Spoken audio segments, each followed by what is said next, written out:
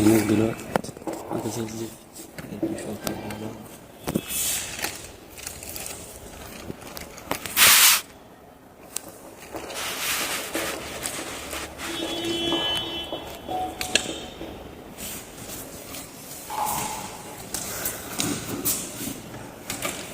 في واحد بس جاء دكتور كان عند التعليم الصناعي. هو في ناس كتير في النور مش عارفه تركب. يعني الدنيا زحمه جامد. احنا كنا راكبين 55 واحد في الاتوبيس. الدنيا صعبه. اللي هو ال 31. والله يا دكتور 55. انا اللي عاجب بالفلوس. انا جاي واقف في الاتوبيس.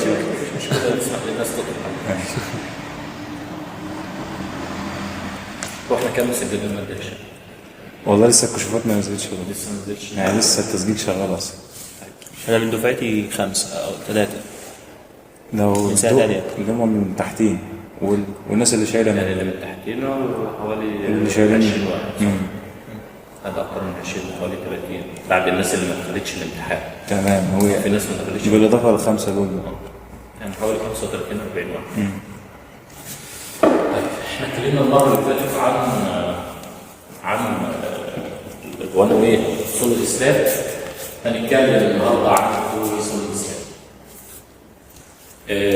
في سيكشن باذن الله بكره هخلي المهندس محمود يراجع لكم على السليم ايكويشن. يا ريت. ويراجع لكم على الجزء بتاع الار والاوميجا والسي 1 والجي كويس جدا لان انا شايف ان في دروب في الجزء ده قوي. فهيراجع سيكشنين كده، هو مش هيغطي اصول الاسلام، انا هغطيها وانتوا ايه وهو هيراجع على الجزء ده، وبعد كده نبقى نمشي مع بعض انا وهو في ايه في الهولو بلوك والكلام. خلاص. التو اصول الاسلام احنا المره اللي فاتت قلنا الوان وي بتبقى وان البلاطه وان وي. الوان وي عندي كانت بتبقى لما الار تبقى اكبر من الاثنين. التو ايه لما الار تبقى اقل من او بتساوي 2. الار بتساوي ال لونج على ال شورت. الار بتساوي ال لونج على ال شورت. ال لونج هو الطول الكبير للبلاطه والال شورت هو الطول الصغير. ادي بلاطه بالشكل ده الطول الصغير بتاعها وده الطول الكبير. تمام. وبتساوي ال، وزي ما اتفقنا المره اللي فاتت قلنا ان الام بتساوي كام؟ 1 لو هي او 0.87 او 6.67. 1 لو كانت البلاطه او الاتجاه اللي حضرتك بتدرسه سنجل سبورتد 0.87 او الاتجاه اللي بتدرسه كونتينيوم كونتينيوس من اتجاه واحد و0.76 لو الاتجاه اللي بتدرسه كونتينيوس من ايه؟ من الاتجاهين. وزي ما اتفقنا المره اللي فاتت قلنا لو انا بصيت على الاتجاه اللونج هتبقى الام في الحاله دي بكام؟ هل في بلاطه هنا او بلاطه هنا؟ يبقى الام بتاعتك كام؟ 1. واتجاه الشورت الام بتاعتك ب1. طيب لو انا حطيت هنا بلاطه زي ما اتفقنا يبقى اتجاه اللونج الام بتاعتك بكام؟ 87. واتجاه الشورت الام بتاعتك هل في بلاطه هنا او هنا؟ يبقى سمبل سبورت يبقى الام شورت بتساوي كام؟ بتساوي 1. الفاكتور ده هيظهر معانا لما نحل مساله بالتفصيل. تمام؟ طيب ده الام. لو الار اقل من 2 يبقى انا كده البلاطه الطوليه. البلاطه الطوليه لو انتوا فاكرين لما كان بيدي لك الاحمر على الكاميرات كان بيقول لك توزع الحمل بتاعها بالشكل ده. جزء من الاحمال بيمشي في اتجاه الشورت وجزء من الاحمال بيمشي في اتجاه اللونج. الجزء اللي بيمشي في اتجاه اللونج المثلثين والجزء اللي بيمشي في اتجاه الشورت اللي ايه؟ اشباه المنحرفات. تمام؟ طيب النسبه اللي بيمشي بها الاحمال دي بنسميها الفا وبيتا. النسبه اللي بيمشي بها الاحمال دي بنسميها الفا وبيتا. يعني انا عندي الحمل كل 100 قد ايه هيمشي في اتجاه الشورت؟ نسبته قد ايه؟ الفا. والحمل كله 100 قد ايه هيمشي في اتجاه اللونج؟ طب الشريحه اللي في اتجاه اللونج نسبته بيتا. يبقى الالفا هي نسبه الحمل اللي هيمشي اللي هيتنقل في اتجاه الشورت، والبيتا هي نسبه الحمل اللي هيتنقل في اتجاه الايه؟ في اتجاه اللونج. تمام؟ طيب احنا عندنا دلوقتي علشان نصمم اي بلاطه قلنا ان احنا بناخد ايه؟ شريحه في اتجاه الشورت وشريحه في اتجاه اللونج. هنسمي دي اس 1 ودي اس 2. اس 1 اللي في اتجاه الشورت احنا قلنا المره اللي فاتت ان احنا هنجيب الدبل اوت الاسلام. الدبل اوت الاسلام قلنا بتساوي 1.4 جاما كونكريت في التي اس زائد الفلورنج زائد 1.6 في الايه؟ في اللايف لود. قلنا الفلورنج واللايف لود قلنا ايه هو؟ فلورنج قلنا حمل التشطيب، وقلنا ان احنا بناخده 2 كيلو نيوتن لو كان سقف متكرر، او ب 3.5 لو كان سقف ايه؟ نهائي. واللايف لود قلنا ان هو حمل الحي، تمام؟ وده بيبقى موجود على البلاطه بتاعتي ومتغير على حسب استخدام المبنى. المبنى بتاعك مبنى سكني مختلف عن مبنى اداري، مختلف عن مستشفى، مختلف عن جامعه، مختلف عن مدرسه، تمام؟ التي اس هو سمك البلاطه، وسمك البلاطه قلنا ان هو بيساوي ال شورت على 35 او ال شورت على 40 او ال شورت على 45، تمام؟ كانت لو تفتكر في الوان وي كانت ال شورت على 30 او 35 او 40، هنا في التو وي 35 40 45 بتزيد 5، تمام؟ ده في حاله الاتجاه الشورت سيمبل سبورت، وده في حاله الاتجاه الشورت كونتينيوس من اتجاه واحد، وحاله اتجاه الشورت كونتينيوس من الايه؟ اتجاهين. هتلاقي الكود بيقول لك ان ده اسمه ايه؟ الايه اللي هي الشورت دايركشن بتاع البلاطه، يقول لك الايه والبي. الايه هو الشورت دايركشن، والبي هي اللونج دايركشن بتاع البلاطه، تمام؟ يعني انا ببص على اتجاه الشورت، لو سيمبل يبقى 35، لو كونتينيوس من اتجاه واحد يبقى 40، لو كونتينيوس من الاتجاهين يبقى 45. يعني انا لو في كابولي هنا هاخد انهي قانون؟ هاخد اللي على الشورت على 40 على 35. ليه؟ انا الكابولي هنا، الكابولي ده عندي استمراريه باتجاه اللونج، ماله ومال اتجاه الشورت، تمام؟ يبقى انا في الحاله دي برضه لسه في الال شورت على 35، انما لو كان في كابولي هنا كان ساعتها هيبقى في الاستمراريه بتاعتي في اتجاه الشورت يبقى ال شورت على 40 زي ما انت قلت، تمام؟ جبت السمك، لو انا معلوم ال شورت هقدر اجيب السمك، وزي ما قلنا ان السمك بتاعي يبقى 8 او 10 او 12 او 14 او 16، يعني تي اس دايما اقل من او بتساوي ايه؟ 16 سم. دي البلاطات السوليد سلاب. ينفع يبقى في بلاطه سوليد سلاب اكتر من 16 سم؟ ينفع، وينفع تصممها، بس الكود بيبص على انك انت لازم تحط حديد علوي في الاتجاهين. الكونتور بتساوي ايه؟ بتساوي المينيموم، ده بنسميه حديد الشرنكش. التمدد والانكماش بيعمل شروخ، وهيضطر ان احنا نحط حديد علوي. فاحنا دايما بنقول لك انك انت لو السمك كان من 16 اشتغل سوليد سلاب، انما هي اكتر من 16 طب تحولها لفلات سلاب، طالما في حديد سفلي وحديد علوي ما تحولها لفلات سلاب وتريح ايه؟ وتريح نفسك، تمام؟ طيب احنا كده تقدر تجيب الدبل التيمت سلاب، ده الحمل الكلي اللي انا بقول لك لو قيمته 100 جزء منه هيروح في اتجاه الشورت وجزء منه هيروح في اتجاه اللونج.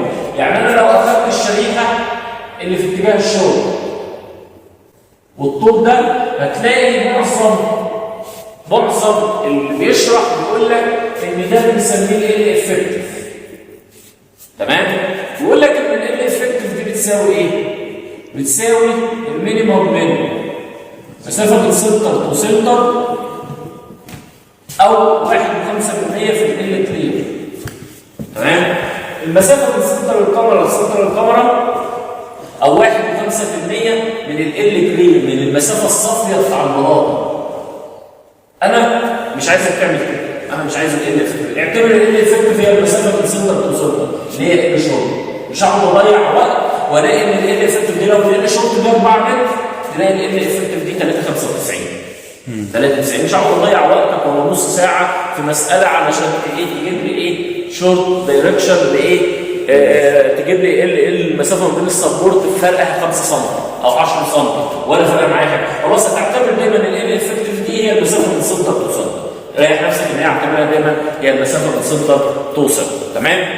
طيب يبقى انا هعتبر دي ال شورت. خلاص؟ طيب هتاخد حمل قد ايه؟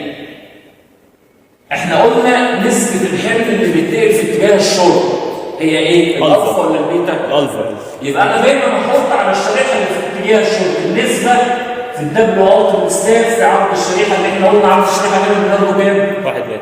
1 متر، تمام؟ النسبه في الدبل التيمت سلاب في 1 متر، تمام؟ وهتبدا تجيب المومنت بتاعك.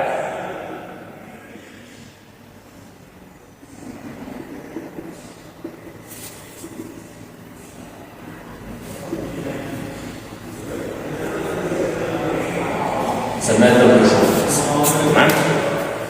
خلاص؟ يبقى الدبليو اس في ال تربيع على 8 هقدر اجيب قيمه المومنت، وهنا المومنت على النقطه دي ده بيقول لي تربيع على 24 وده بيقول لي تربيع على 24.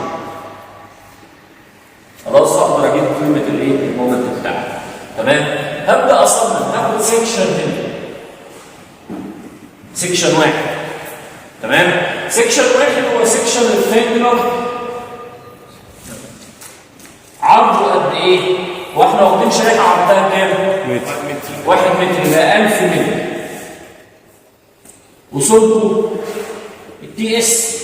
انت لما تاخد سيكشن شريحه كده عرضها 1 متر يبقى العرض بتاعك 1 متر، اعتبر البلاطه دي عباره عن شريحه، يبقى العرض ده 1 متر والسمك اللي هو التي اس. المومنت بتاعك بالشكل ده. انت بتصمم اتجاه الشورت هتجيب الدي شورت، الدبس المسافه من سنتر لاين الحديد لحد الطوب بتاع الخرسانه بتساوي التي اس ناقص الكفر. وقلنا الكفر في البلاطات من كام لكام؟ من 15 ل 20. هنثبته على كام؟ 20 على 20 عشان يبقى رقم ثابت لنا كلنا. تمام؟ تبدا تجيب الدي شورت. جبت الدي شورت مش تقدر تقول لي ان الدي شورت لو انا هصمم في السي 1 والجي اما التو على الاف سي يو ميكانيكال، البي ب 1000 والاف سي يو انا حطيتها. المومنت عندك انت جبته هو اللي هو الام التو، والدي اس الدي شورت عندك تقدر تجيب السي 1 منها تدخل تجيب الايه من الجدول، منها تقدر تجيب الاريا ستيل اللي هي ام التيميت على الاف اللي في الجي في الدي، لازم تبقى اكبر من 5.8 على المتر اللي هي المينيموم. تمام؟ الناس معايا ولا في حاجه واقعه؟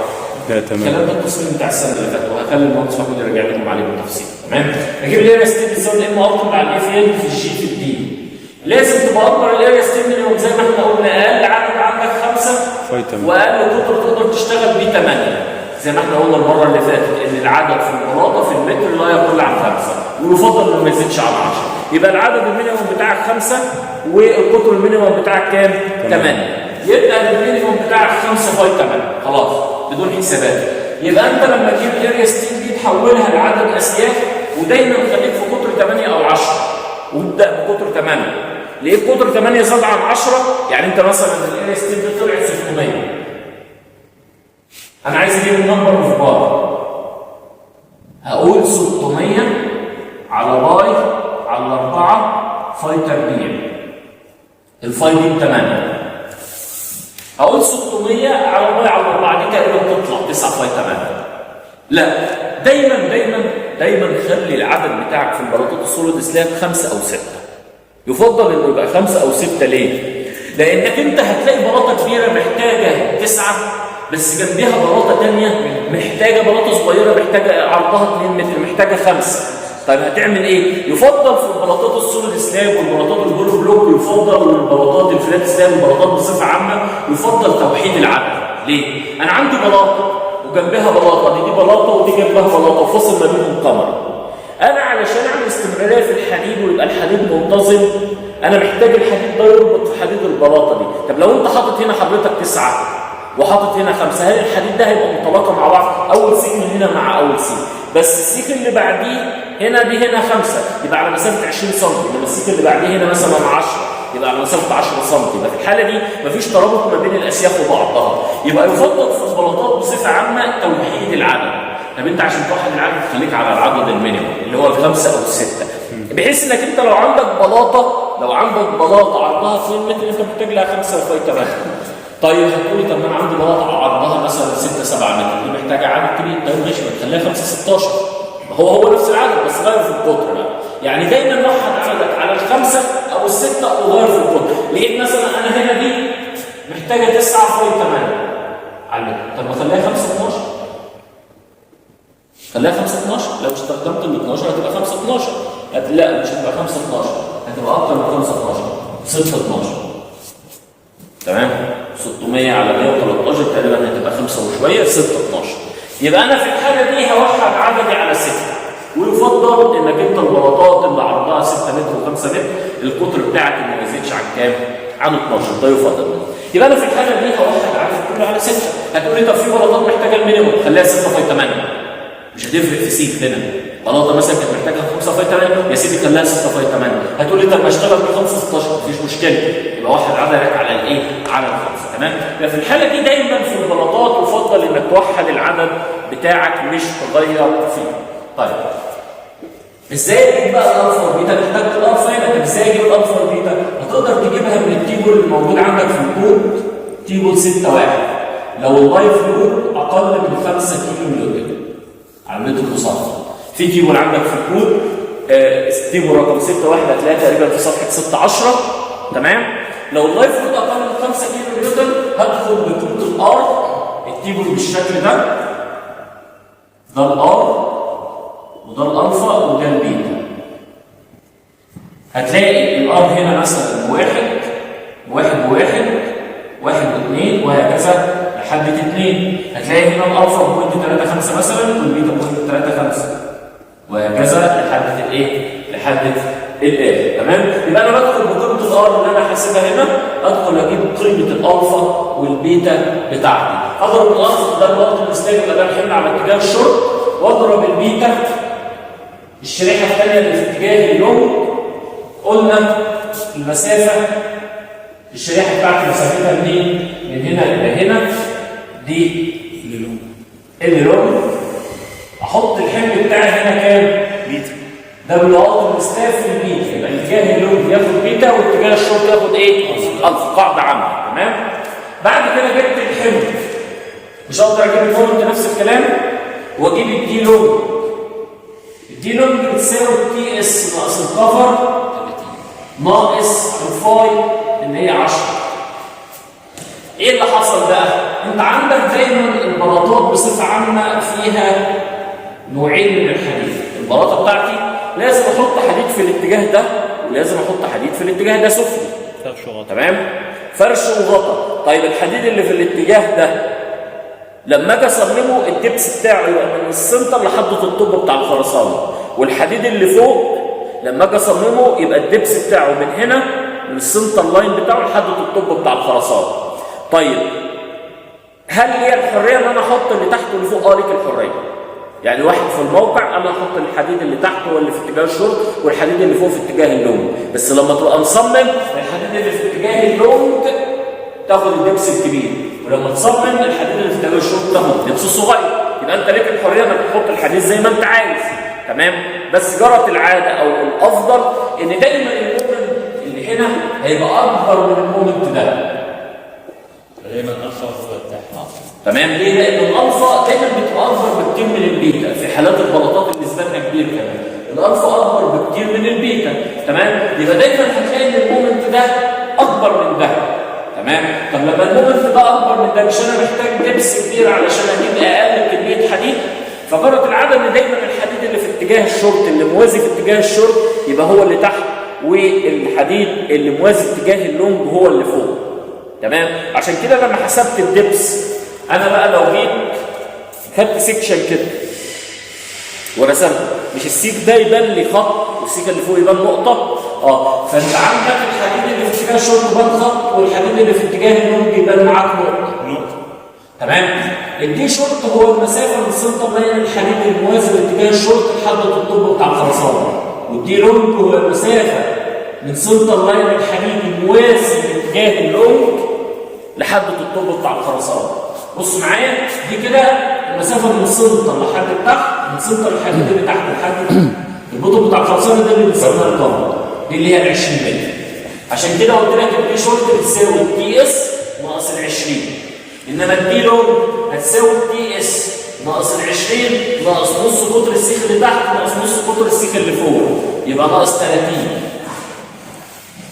ناقص فاي، ناقص نص قطر وناقص نص قطر يبقى ناقص الفاي. الفاي دي دايما اعتبرها 10 مللي، عايز تعتبرها 8 مللي مفيش مشكله. تمام؟ اعتبرها 10 مللي. انا بقول لك ريح نفسك وخليها 10 مللي يبقى دي 20. تمام؟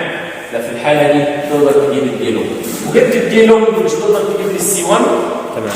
ومنها تقدر تجيب لي ال اس تي اللي في اتجاه الحديد اللي انت جبته هنا اللي هو 612 ده مثلا ال اس تي طلعت هنا 5 فاي 8 على المتر. رصة الحديد ده ازاي؟ الحديد الموازي لاتجاه الشرط ده اللي هو 612 اللي جاي من تصميم الشريحه اللي في اتجاه اللوب، الشريحه اللي في اتجاه اللوب اهو، الحديد ده يمثل المومنت ده، جاب من المومنت ده. طب المومنت ده معناه ايه؟ معناه ان الشريحه دي حصل لها ثانيه كده، حصل لها انحناء بالشكل ده. يبقى في الحاله دي الحديد ده هو اللي يمثل اللي جاي للايه؟ للشريحه دي. والحديد اللي جاي في الاتجاه ده هو اللي جاي من شريحه اللوب اللي هو في الحاله دي 5 باي 8. هتقول لي يا دكتور ينفع ان انا مثلا مثبت الحديد ده 6 ومثبت الحديد ده 5؟ يعني ينفع الاتجاه اكس مثلا انا مثبت الحديد بتاعه على 5 واتجاه واي اثبت الحديد بتاعه على 7، مفيش مشكله، مش لازم الاتجاهين. طبعا هو اريح انك تثبت الاتجاهين عشان ما تتلخبطش، بس انا ممكن للاضطرار ان يكون الاتجاه واي اسباناته كبيره، انا اتجاه اكس اسباناته صغيره، تمام؟ يبقى انا اتجاه اكس هثبته على 5 واتجاه واي هثبته على 7 أو 8، مفيش اي مشكله في الكلام ده. مش عايز ورقه كبيره، عايز ورقه كبيره صغيره. تعالوا بقى نحل مثال على الكلام ده علشان نجمع الكلام بتاع المره اللي فاتت والمره دي في مثال صغير كده ويريحنا ان احنا نجمع المعلومات كلها.